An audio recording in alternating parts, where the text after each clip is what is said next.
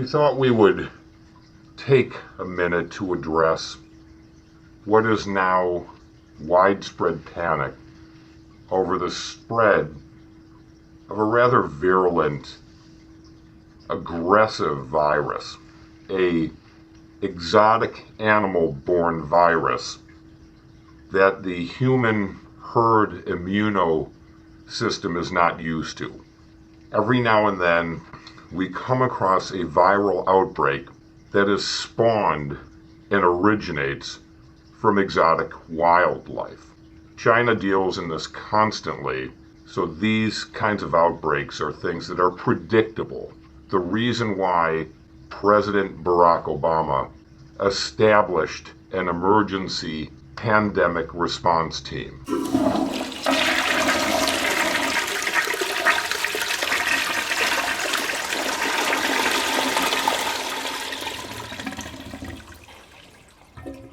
He was brilliant, and his regard for Americans and human life was extraordinary.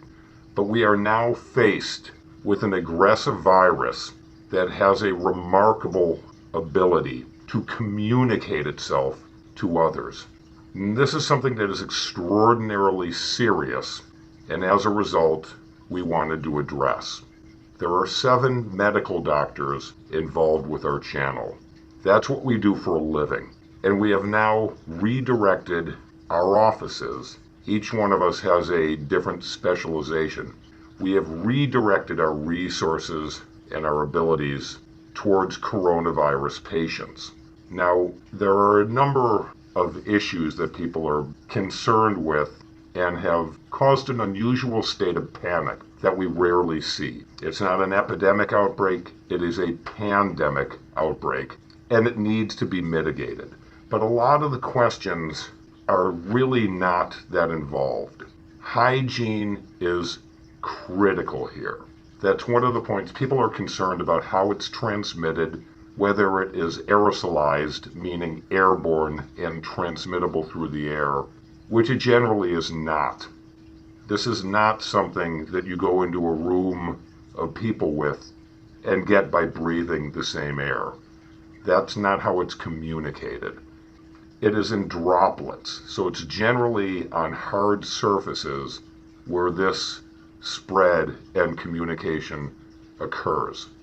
It is possible that droplets from someone sneezing or coughing will land on someone even when they're 6 or more feet away. That's possible. Someone's mouth is much higher than your hands. So if they cough towards you and it gets on your hands and you touch your face, your mouth, your ears, there is a possibility of transmission. Again, this is a highly aggressive and contagious virus. It is a novel virus, meaning it is new. There are many strains of the coronavirus. This particular one, COVID-19, is extraordinarily transmissible, and that is what we should be concerned with. A lot of questions, lots of questions about symptoms. Very, very simple, although they may mimic other very superficial illnesses like colds or the flu. Now, the flu is a very aggressive virus and can be deadly. Generally, it is in elderly and young people that we see the greatest mortality rates. However, the symptoms for coronavirus are a fever, high temperature. You could probably even feel your forehead and see if you have that. If you're sweating profusely under normal conditions, that might reflect that you have a fever. You should always take your temperature. And if you've been exercising, exerting yourself, wait a half an hour before taking your temperature. Don't freak yourself out over an elevated temperature, number 1. Dry cough, not a wet cough, not one that has a sense of liquidity or fluidness in your lungs, a buccal sensation in your lungs. It should be a much drier cough, although these are not hard and fast guidelines for the cough. Cough is more difficult to analyze with that kind of specificity. So dry cough is generally one of the issues that we see in the symptomology of this particular virus and people who are showing the symptoms. The third one, and probably the most alarming for anyone who has a underlying illness, a previous health condition, heart disease, diabetes, anything like that, obesity, difficulty breathing, labored breathing, shallow breathing, or shortness of breath. Those are the symptoms. Fever, dry cough, and shortness of breath. Those are the three you're looking for. Again, those are mimic symptoms of a lot of other diseases or conditions, so don't panic if you feel you have them. Anxiety oftentimes can produce shortness of breath. So if you're panicking, freaking yourself out because your head feels a little warm, relax. This has a fairly low fatality rate. We're looking at spread. It is the transmission and communication of this virus that is so incredibly dangerous. If you're thinking that the fatality rate is very low and that's of no concern, that's really the exact wrong way to look at it. Now, it does have a pretty low fatality rate, somewhere between 1 and 10%. It depends on how well it's managed, and this is exactly what we're talking about here. When someone lies to you about its transmission rate, like Donald Trump, who lies and says things that are patently false, like we're going to have a vaccine or a cure or a treatment, that's all bullshit. That's not going to happen. I think we have it very well under control. We have very little problem in this country at this moment. Well, we pretty much shut it down coming in from China. We're going to see what happens, but we did shut it down, yes. You know, a lot of people think that goes away in April with the heat, as the heat comes in. We're in great shape, though. And, you know, in April, supposedly, it dies with the hotter weather. Looks like by April, you know, in theory, when it gets a little warmer, it miraculously goes away. I hope that's true. And I think the numbers are going to get progressively better as we go along. We have it very much under control in this country. Because of all we've done, the risk to the American people remains very low. It's going to disappear. One day, it's like a miracle. It will disappear. You know, it could get worse before it gets better. It could maybe go away. We'll see what happens. Nobody really knows. Now the Democrats are politicizing the coronavirus. You know that, right? Coronavirus. And this is their new hoax. The hoax is on them. I'm not talking about what's happening here. Certainly not referring to this. How could anybody refer to this? This is very serious. Anybody that needs a test can have a test.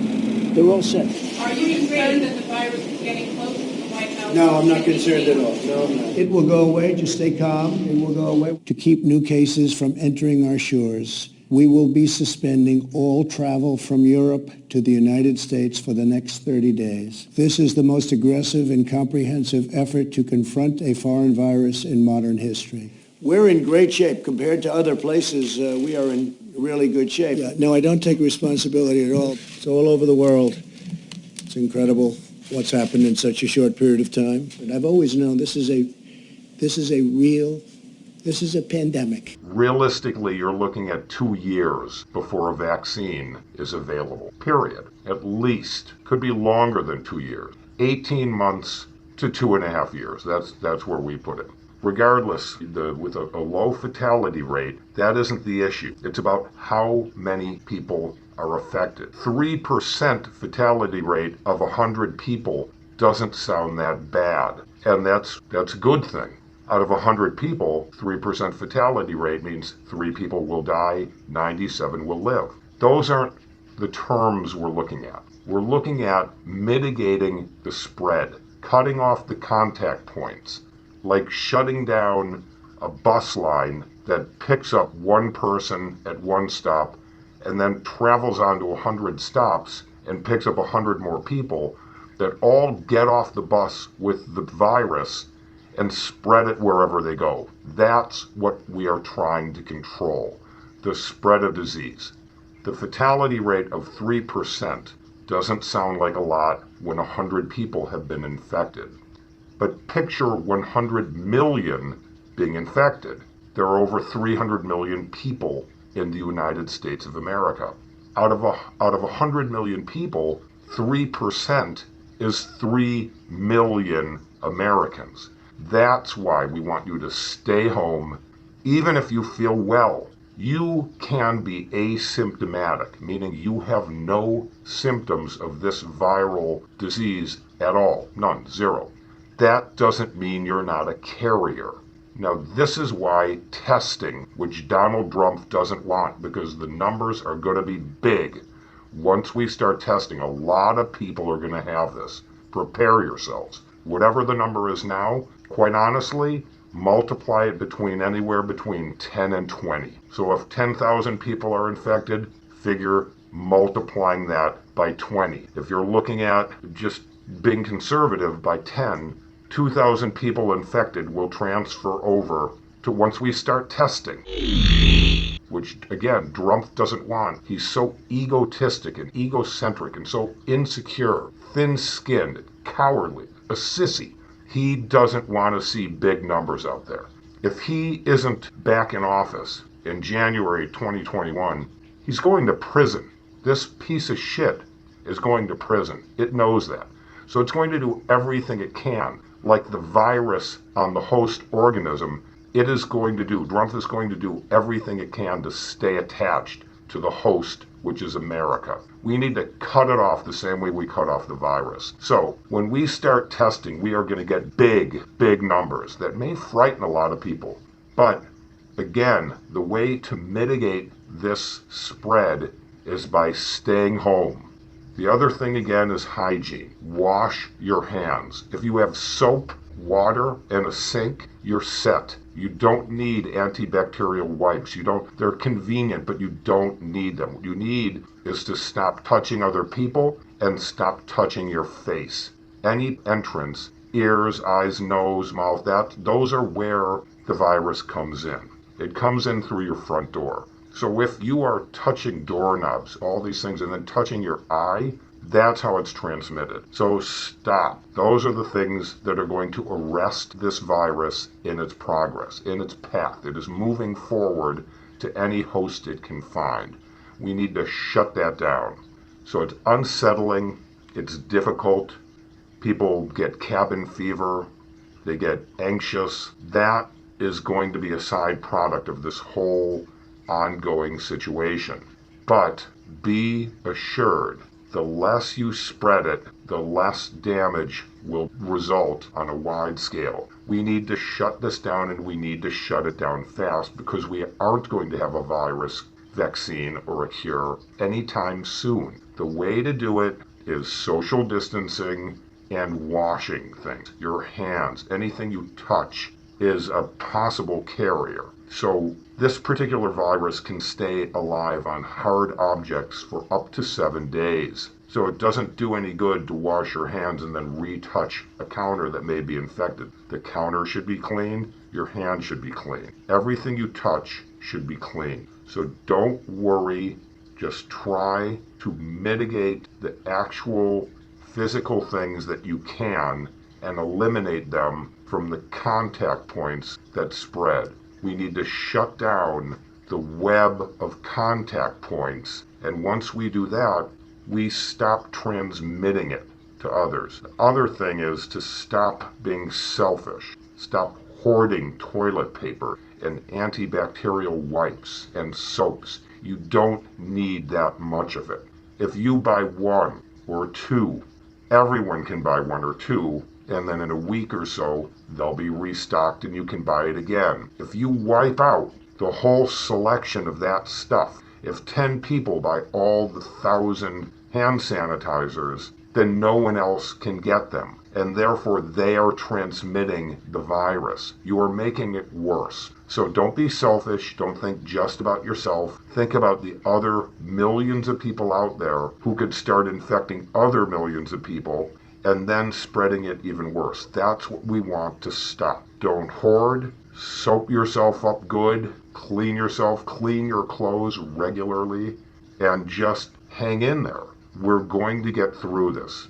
But we need to hear at this point, we need to hear from disease specialists. We need to hear from virologists, immunologists, epidemiologists, pathologists who have an understanding of the spread of infectious diseases and how to mitigate them. Dr. Ho, for example, people who are pioneers in the industry of corralling these viruses and neutralizing them from public spread and from the public domain. That's what we're looking at. So sit tight. Do not go out unless you absolutely have to. You may get antsy, you may get uncomfortable, but this will be worth it. That is the way to stop the spread. We need to stop the spread, shut down the contact point. If you're not shaking hands, you're not spreading it to someone else who can then go spread it to someone else and someone else and someone else. So don't freak out. We're going to get through this. It'll all be okay, especially once we elect a president.